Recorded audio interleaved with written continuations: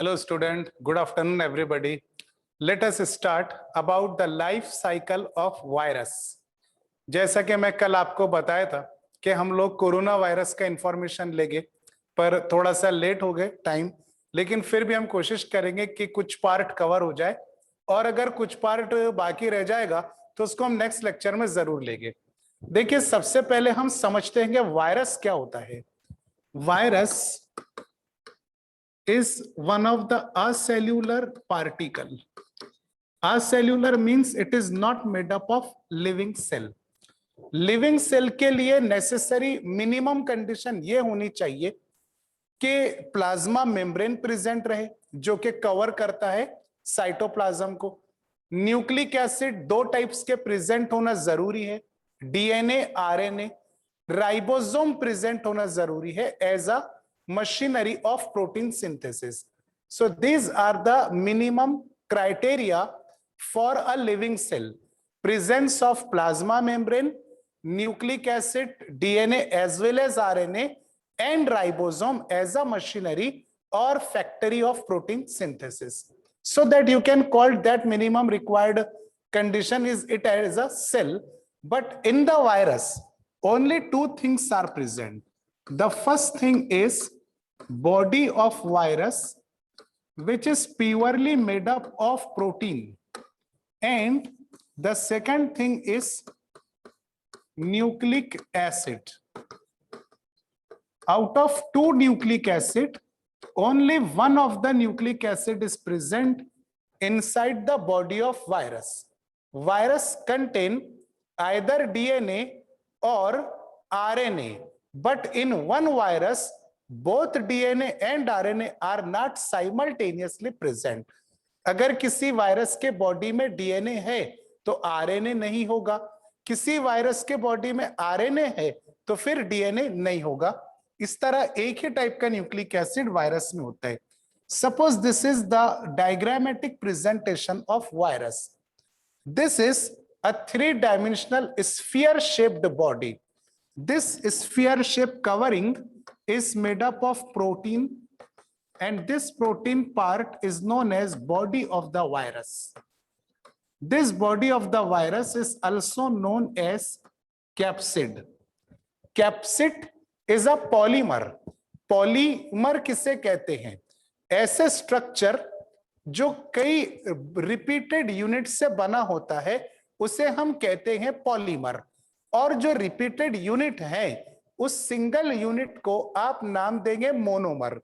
So proteinaceous body of the virus is polymer and the single unit of capsid is known as कैप्सोमर.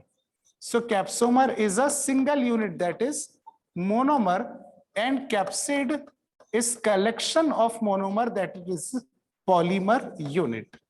Okay, on the surface of this protein body some projected particles are present. These projected particles looks like this. These are the projected particle. In projected particles को नाम दिया जाएगा spike, and this spike are also made up of protein. All these are the spike, and this spike act as a antigen. Spike जो है antigen का role play करते हैं. अब बच्चों, एंटीजन किसे कहेंगे? जो भी फॉरेन पार्टिकल यानी फॉरेन पैथोजन हमारे बॉडी में इंटर होता है, उस बाहर से इंटर होने वाले माइक्रो ऑर्गेनिज्म को एंटीजन कहा जाएगा, और उस इंटर होने वाले एंटीजन को हमारा बॉडी किल करने के लिए, खत्म करने के लिए एक फौज तैयार करता है, और उस आर्मी को, उस फौज को हम एंटीबॉडी कहते हैं. ठीक है, तो एंटीजन की रिएक्शन में कौन प्रोड्यूस हो जाएगा? एंटीबॉडी. हमारा बॉडी जिस आर्मी को अपने अंदर प्रिपेयर करता है यानी एंटीबॉडीज को, these antibodies are also proteinaceous in nature. Antigen is also proteinaceous in nature. Inside the body of virus nucleic acid is present. Nucleic acid may be single stranded DNA. Nucleic acid may be double stranded DNA. Nucleic acid may be single stranded RNA. Nucleic acid may be double stranded RNA. आपने single standard RNA हमेशा सुना होगा, double standard RNA भी होता है जब दो RNA molecule एक दूसरे के कॉम्प्लीमेंट्री होते हैं and they are join with each other with the help of hydrogen bond, so two strands of RNA get form which is called as DS RNA. DS यानी double standard, SS means single stranded. So out of this, only one of the type of genetic material is present in the body of virus. As we are discussed with coronavirus, तो इसका जो shape होता है बच्चों crown shape होता है, crown से नाम रखा गया corona. Okay, so this virus contain single stranded RNA as a genetic material.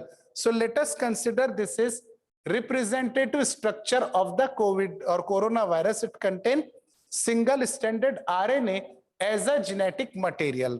इस वायरस को हम इस तरह से रिप्रेजेंट करते हैं. ये जो स्पाइक है, स्पाइक को हम थोड़ा सा इसका शेप चेंज कर देते हैं एरो के शेप से. एक्चुअल शेप स्पाइक का इसी तरह रहेगा, spherical and rounded. So this is suppose the structure of virus in which RNA genetic material is present. अब जरा ध्यान से देखिएगा कि जो गाइडलाइन हम लोगों को मिलती है, डॉक्टर्स लोग और प्रशासन हमको जो गाइडलाइन प्रोवाइड करता है, उसमें हमको क्यों कहा जाता है कि मास्क पहनना जरूरी है या सोशल डिस्टेंस बनाए रखना जरूरी है. जब कोई पर्सन जो अफेक्टेड है कोरोना वायरस से, जब वो खांसता है तो उसकी एक खांसी से 3000 सलाइवा ड्रॉपलेट्स बाहर निकलते हैं. वो हमको दिखो या ना दिखो, वो ड्रॉपलेट बहुत बारीक होते हैं, वेपराइज्ड फॉर्म में भी हो सकते हैं. तो ऐसे ड्रॉपलेट बाहर निकल के 1 किलोमीटर डिस्टेंस की दूरी 3000 किलोमीटर पर आवर से तय करते हैं ये ड्रॉपलेट्स.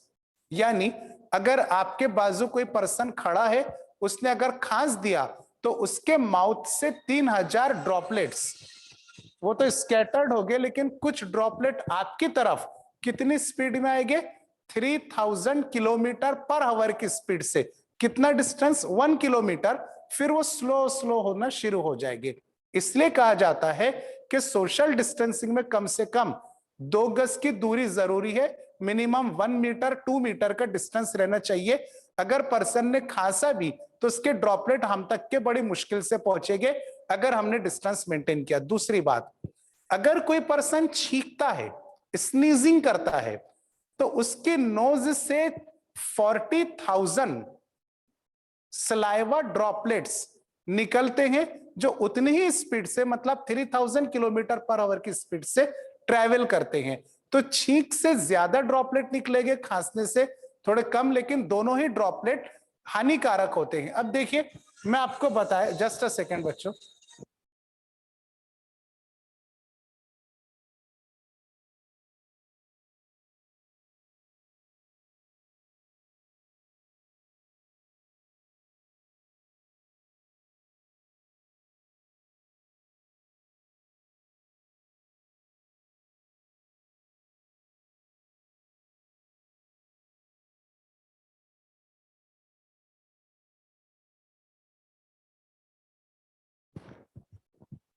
हाँ बच्चों, थोड़ा एक इमरजेंसी कॉल था.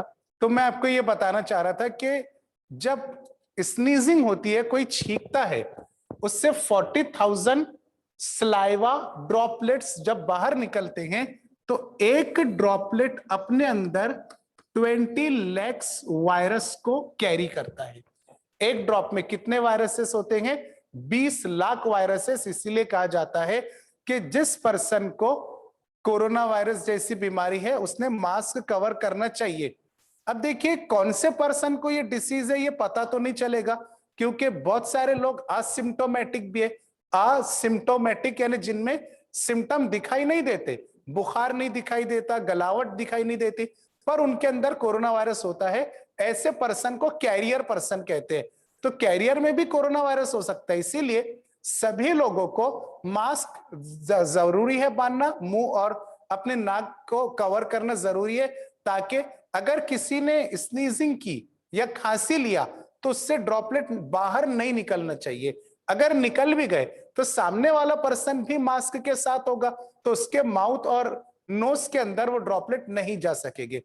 अब बहुत सारे लोग इसके ऊपर तंज कसते हैं, मतलब टॉन्डिंग करते हैं कि भाई ईयर को क्यों नहीं झांका गया, आईज को क्यों नहीं कवर किया गया, है ना। तो इसलिए कवर नहीं किया गया क्योंकि ये जो वायरस है बच्चों, ये माउथ और नोज के थ्रू डायरेक्ट रेस्पिरेटरी ट्रैक में इंटर होता है। नोज के थ्रू अगर आएगा तो पहले उसको कैविटी से जाना पड़ेगा, कैनाल ऑफ स्ट्रूशन से जाना पड़ेगा, वहां पे वो वायरस नहीं रह सकता।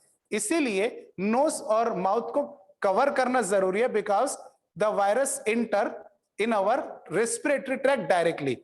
हैंड वॉश का भी मैं आपको क्लिप बताऊंगा, चलो बता ही देता हूं, जैसा कि कमेंट में आया कि सर हैंड वॉश से क्या होता है। देखिए, अगर हमने सादे पानी, यहां पे देखें, ये क्या है, आपका ड्रॉपलेट है, सलाइवा ड्रॉपलेट, जिसमें 95% वाटर है, बल्कि आप 98% कह सकते हैं। लेकिन उस वाटर में भी 20 लाख कोरोना वायरस प्रेजेंट है। इसका मतलब यह है कि वाटर कोरोना वायरस को किल नहीं कर सकता। अगर मान लीजिए आपने किसी इन्फेक्टेड प्लेस के ऊपर हाथ रखा है या किसी ऐसी जगह को छुआ जहां पे इन्फेक्टेड पर्सन के ड्रॉपलेट चिपके हुए हैं, तो आपके हाथ पर वायरसेस हो गए, फिर उसी हाथ से आप कभी नाक या मुंह पर हाथ लगाएंगे तो वायरस अपने बॉडी में चले जाएंगे।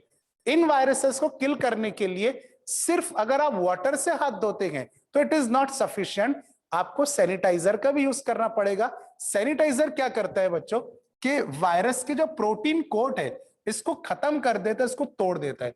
अब वायरस की प्रोटीन कोट अगर खत्म हो गई तो वायरस की आधी जान वहीं चली जाती और वायरस कोई फंक्शनल रोल प्ले नहीं कर सकता। इसीलिए कहा जाता है कि बार बार सैनिटाइजर का यूज करना जरूरी है। फिर हम लोग देखते हैं कि ये वायरस जब हमारे बॉडी में जाता है तो सिर्फ लंग्स में क्यों अफेक्ट करता है, बाकी जगह अफेक्ट क्यों नहीं करता। अफेक्ट करने के लिए मान लीजिए ये हमारा स्किन सेल है, स्किन सेल, और ये हमारा लंग्स सेल है। पूरा डिटेल बताऊंगा मैं आपको, अभी सिर्फ ओवरव्यू देख रहे हैं हम। तो this skin cell and this is the cell of lungs, इसको स्पेशल नाम दिया जाएगा अल्वियोलाई सेल। ओके, इस अल्वियोलाई सेल के सरफेस पर देखिए गौर से, इस तरह के स्ट्रक्चर प्रेजेंट होते हैं जो कि स्किन सेल के सरफेस पर नहीं है। अल्वियोलाई सेल के सरफेस पे ये जो स्ट्रक्चर है बच्चों, इसे कहते हैं binding site, and binding site are also known as receptor. Receptor मतलब रिसीव करने वाला। कोरोना वायरस स्किन सेल पर टकराएगा, लेकिन स्किन सेल के सरफेस पर रिसीव करने के लिए कोई भी प्रेजेंट नहीं है, रिसेप्टर प्रेजेंट नहीं है। कोरोना वायरस वहां से निकल जाएगा, स्किन सेल के अंदर दाखिल नहीं होगा, क्योंकि कोई रिसीव भी करने को नहीं आया। अब ये वायरस अगर लंग्स सेल के पास जाता है तो यहां पे देखिए रिसेप्टर प्रेजेंट है। एक रिसेप्टर में रेड कलर या पिंक कलर से यहां ड्रॉ करता हूं, तो दिस इज रिसेप्टर। अब देखिए रिसेप्टर का जो स्ट्रक्चर है और स्पाइक का जो स्ट्रक्चर है, ये दोनों स्ट्रक्चर एक दूसरे से एनालॉग होते हैं। यहां पे एनालॉग का मतलब लिया जाएगा लॉक एंड की मॉडल। जैसा लॉक के अंदर आप की डालते हैं तो ये जो एंटीजन है, मतलब स्पाइक, ये की हो गई और रिसेप्टर लॉक हो गया, तो ये दोनों एक दूसरे में लॉक हो जाएंगे और रिसेप्टर साइटोप्लाज्म को कहेगा कि भाई अपने पहचान वाले मेहमान आए, इनको घर में लाना है। तो साइटोप्लाज्म बोलेंगे ठीक है कोई बात नहीं, जब पहचान के है, अपने रिलेटिव्स है, तो अंदर भेज दो।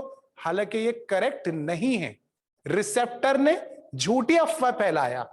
अब ये कोरोना वायरस इस रिसेप्टर के थ्रू धीरे धीरे करके सेल के अंदर पेनिट्रेट हो जाएगा और अपना जो न्यूक्लिक एसिड है ये ह्यूमन सेल के न्यूक्लियस में पेनिट्रेट कर देगा। अब यहां से शुरू होती है लाइफ साइकिल कि वायरस किस तरह मल्टीप्लाई हो गए और अपने 100s and 1000 कॉपी किस तरह से फॉर्म करेंगे, ठीक है। जब तक मैं कमेंट पढ़ लेता हूं, आप लोग देखिए। एक कमेंट है कि sir number of droplet approximate है कि कंफर्म है? अप्रोक्सीमेट रहते बेटा, ये तो बोल नहीं सकते अपन। कोई अगर बहुत जोर से छींका तो ज्यादा ड्रॉपलेट भी निकल सकते, कोई अगर छोटा इंसान है, बच्चे, थोड़ा सा कम छींका तो कम ड्रॉपलेट निकलते। हैंड वॉश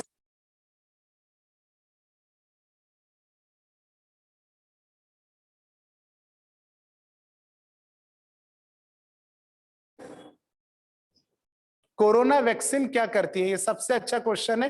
अपन ये देखेंगे जरूर, मैं भी चाहूंगा कि आपको वैक्सीन के बारे में बताऊं। और आखिरी क्वेश्चन है, सर सैनिटाइजर में अल्कोहल ही क्यों होता है?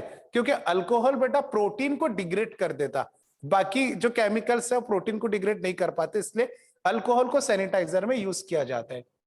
अब देखिए कि हमारे बॉडी के अंदर अभी कोरोना वायरस कौन से सेल पर अटैच होता है? लंग्स वाले सेल पर।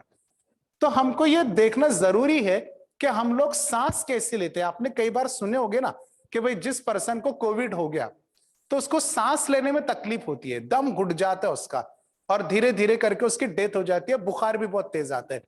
तो हम जो रेस्पिरेशन परफॉर्म करते हैं, इनहेलेशन एंड एक्सहेलेशन, ये पहले हम एक मर्तबा समझ लेते हैं।